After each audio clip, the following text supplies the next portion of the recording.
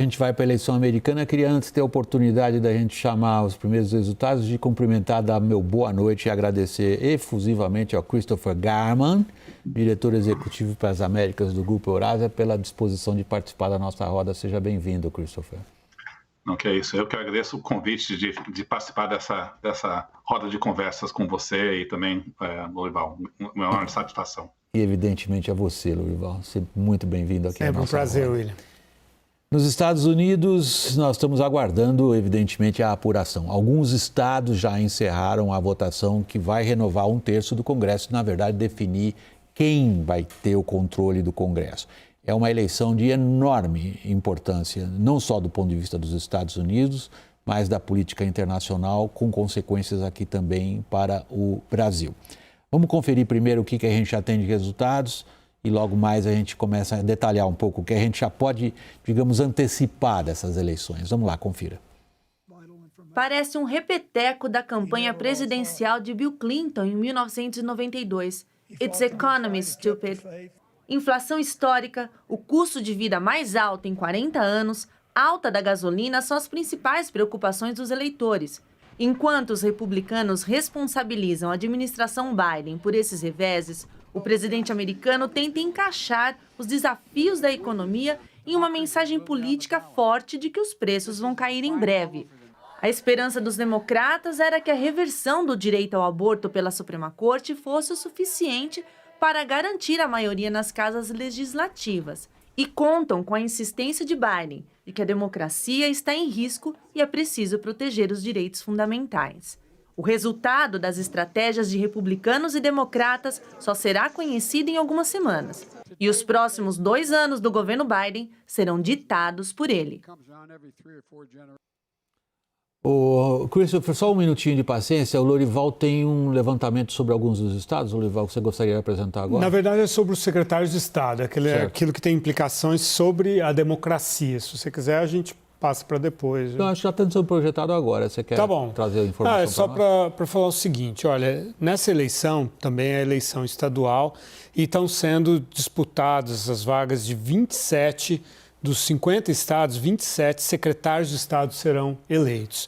E essas são as pessoas que supervisionam a votação e a apuração. O que o Trump fez? Ele que domina as primárias. Colocou nesses estados, aqui a gente tem 15 estados que são republicanos hoje, que os secretários de Estado são republicanos, são os vermelhos, e 12 são democratas desses 27.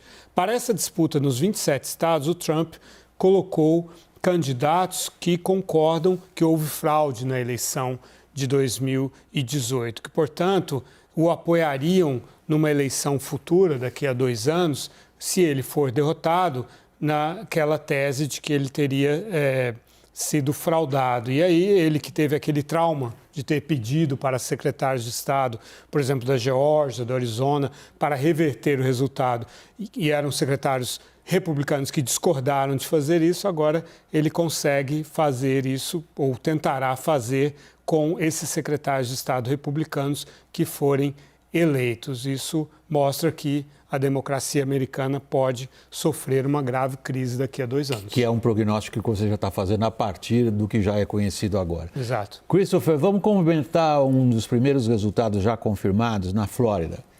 O governador reeleito Ron DeSantis foi, como se fala em inglês, a rout, ou seja, foi um passeio.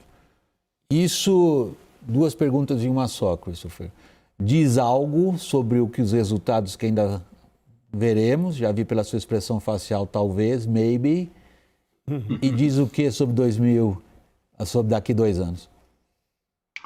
Olha, eu acho que é difícil projetar um resultado na Flórida, onde ele já era favorito, um estado que também está já virando mais republicano, nem está na conta de o que chamam esse bellwether state, que é um estado que pode pender para um lado para o outro.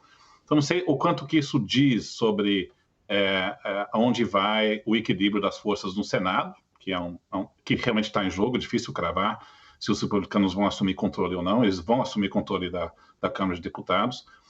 Mas nós, na Eurásia, achamos que a tendência é para os republicanos assumir o controle do Senado junto com a Câmara também, tá? Mas os estados chaves que a gente vai estar olhando são uns 8, não é na Flórida. é Ohio, é Pennsylvania, é Wisconsin, é Georgia, é New Hampshire, Arizona. Então, esses são estados que a gente está mais de olho, né? Mas, assim, uma boa performance na Flórida é um bom sinal para os republicanos, mas eu não faria uma leitura antecipada que sugere ou confirma que teremos uma onda vermelha. Acreditamos que a noite vai ser republicana e até no Senado também, né? Para 2022, é claro que se os republicanos prevalecerem, não só na Câmara de Deputados, mas também no Senado, vai ter muita leitura que isso é um sinal ruim para o Joe Biden, é uma derrota para ele, enfraquece ele para 2024. Eu só tomaria um pouco de cautela nesse tipo de diagnóstico, mesmo que certamente essa vai ser a leitura em Washington, porque essas eleições entre, né, assim, do meio termo, né, que são essas eleições entre o período no mandato presidencial, geralmente o partido que governa, o executivo, tem um revés nessas eleições.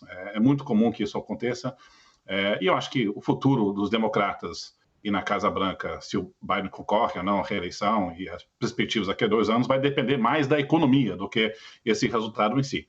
E, evidentemente, o ano que vem não deve ser um bom ano econômico. Então, isso, a preocupação, acho que dos democratas está mais na economia, menos no resultado de hoje à noite, olhando a eleição presidencial daqui a 2 anos. Lorival, o ponto que o Christopher sublinha é muito interessante.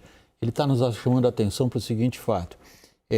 O grupo que ele representa, no qual ele profissionalmente está engajado, mantém o prognóstico de um controle das 2 casas, que muitos analistas políticos considerariam uma verdadeira desastre do ponto de vista do Biden. Aí entra o ponto que o Christopher está sublinhando, não necessariamente. Uhum.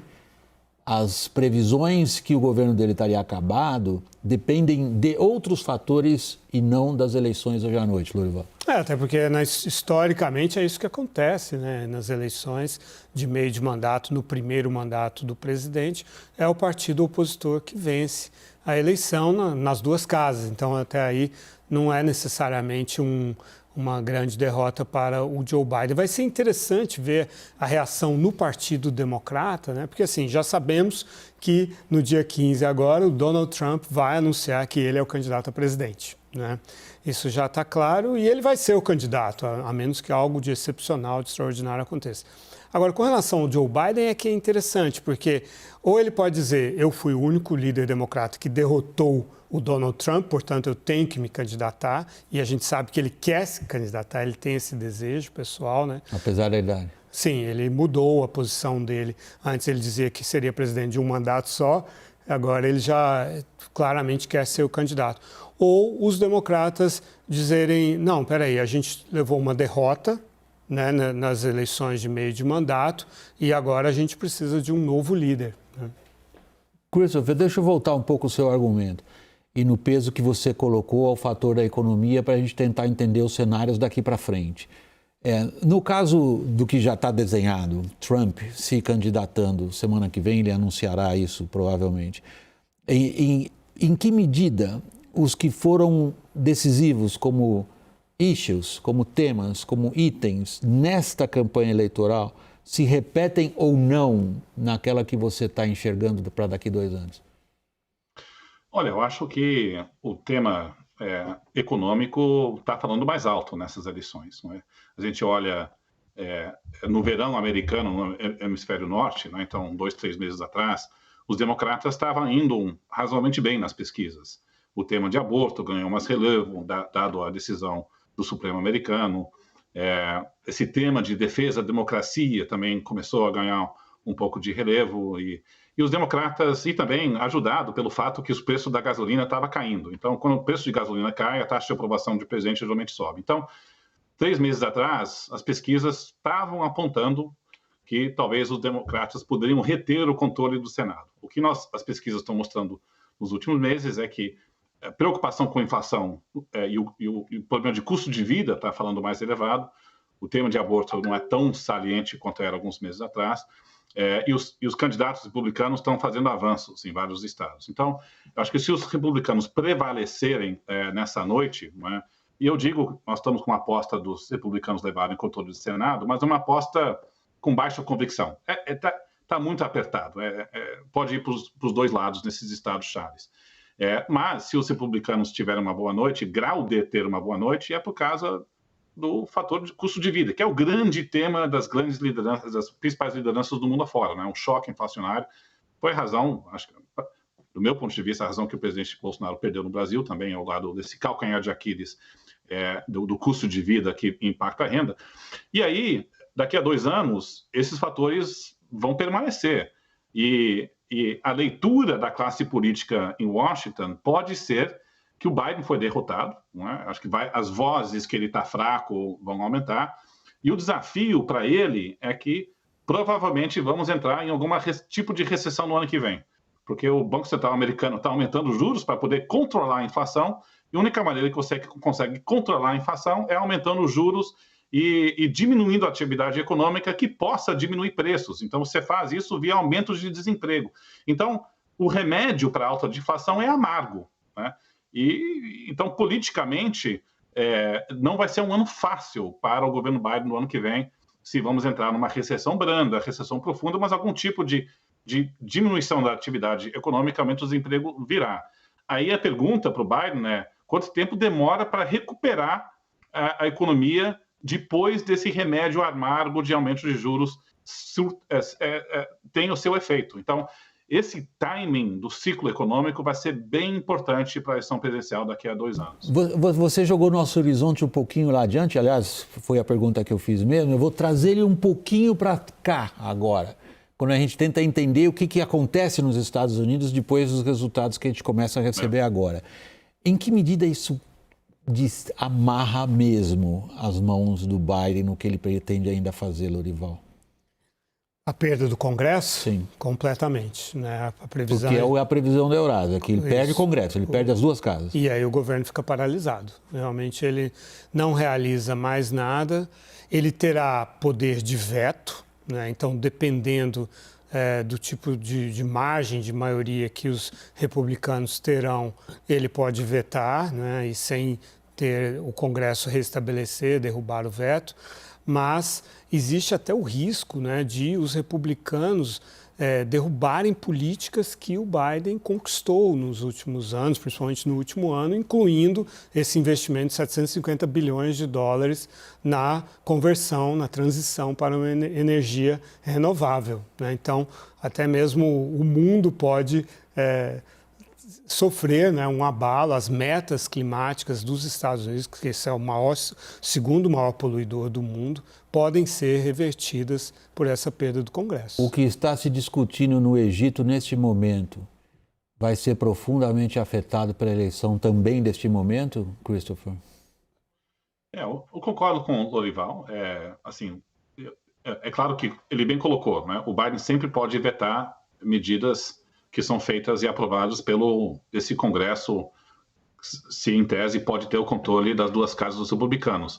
Mas é um desafio político para o Biden, porque se você tem o Congresso republicano aprovando nas 2 casas e manda para a sanção para o executivo, ele se coloca na posição de ter que vetar e defender o veto, né, que também é difícil, mas constrange a Casa Branca um pouco mais do que só ter a Câmara de Deputados americana, o Senado democrata e morre dentro do Congresso. Então, é uma diferença.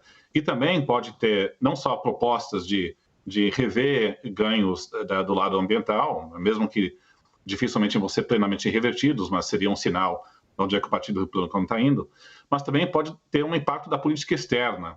E aqui eu digo que o Partido Republicano é uma preocupação nossa da Eurásia. O Partido Republicano está querendo tomar medidas mais duras com relação à China do que o próprio governo Biden, que já toma medidas mais duras com relação à China. Então, tem várias propostas que lideranças republicanos estão defendendo no Congresso, seja da postura de Taiwan, seja de sanções econômicas ou restrições tecnológicas para a China até maiores do que o governo Biden já colocou, e isso pode ser um sinal para o lado chinês de que a belicosidade americana está aumentando e eles podem reagir a isso. E se tem um apoio dos republicanos e parte dos democratas, aí colocam um custo para o governo Biden ter que vetar algumas medidas que tenham apoio entre os 2 partidos. Então, assim, o controle das duas casas importa, não só, mesmo com poder de veto do executivo.